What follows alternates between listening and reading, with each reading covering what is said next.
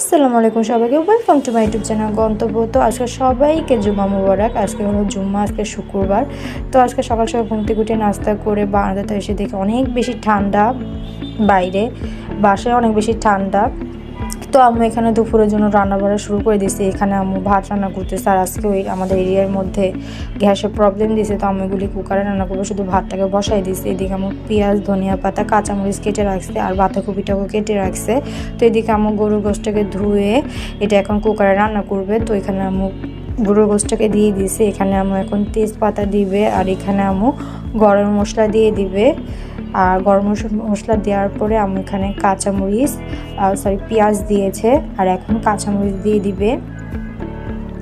তো আম্মু এখানে কাঁচামরিচ দিয়ে দিচ্ছে, এখানে আদা রসুনের পেস্ট আম্মু একসাথে করে রাখে, তো সেটা দিয়ে দিছে। এখন আম্মু স্বাদ মতন লবণ দিয়ে দিছে। এখানে আম্মু হলুদ মরিচ ধনিয়ার গুঁড়া দিয়ে দিছে।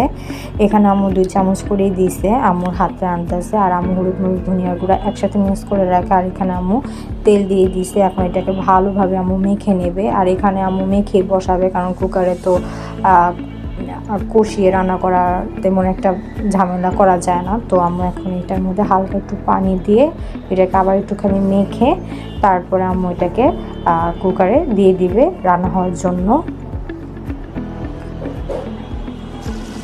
তো এই যে আম্মু গরুর গোশতের ঝোলের জন্য পানি দিয়ে দিছে।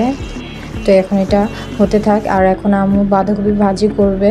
তো এটা আম্মু কুকারে বাঁধাকপি ভাজিটাকে সিদ্ধ করে নিয়েছে। আর এখন কুকারের মধ্যে আম্মু তেল দিয়ে পেঁয়াজটাকে হালকা একটুখানি ফ্রাই করে এখন এটার মধ্যে বাঁধাকপি ভাজি দিয়ে দিবে। তো আম্মু আগে বাঁধাকপিতে কাঁচামরিচ আর লবণ দিয়ে সিদ্ধ করে নিয়েছে, তো আম্মু এটাকে দিয়ে দিছে।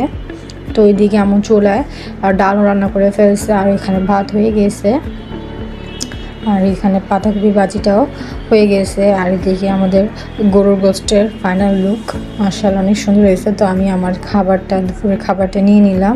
তো আমি 2টা কাঁচামরিচে নিয়েছি, আজকে বড় মরিচ নাই। তো আমি প্রথমে বাঁধাকপি দিয়ে একটা লোকমা খেয়ে নেব বিসমিল্লাহ করে।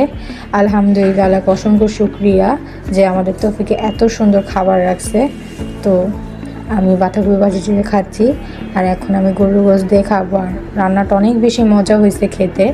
আসলে সবচেয়ে বড় কথা হলো যে এত ভালো খাবার আমাদের রিজিকে ছিল, এটাই সবচেয়ে বড় কথা। তো এই যে সবাইকে তো খাওয়াতে পারছি না, নিজেই খাচ্ছি। তো আলহামদুলিল্লাহ এই খাবারটা আমাদের তৌফিকে থাকার জন্য। তো এখন বিকালে তো আম্মু চাল ভাজছিল, আর এটাই চা দিয়ে খেয়েছি। আর রাতে একটুখানি ভিডিও করলাম। তো আজকে চাটা অনেক সুন্দর লাগছিল। তো আমাদের ভিডিও যদি সবার ভালো লাগে তাহলে প্লিজ লাইক শেয়ার করবেন, কমেন্ট করবেন, আর আমাদেরকে সাপোর্ট করবেন। সবাই ভালো থাকবেন। তো আজকে এতটুকুই, আল্লাহ হাফেজ।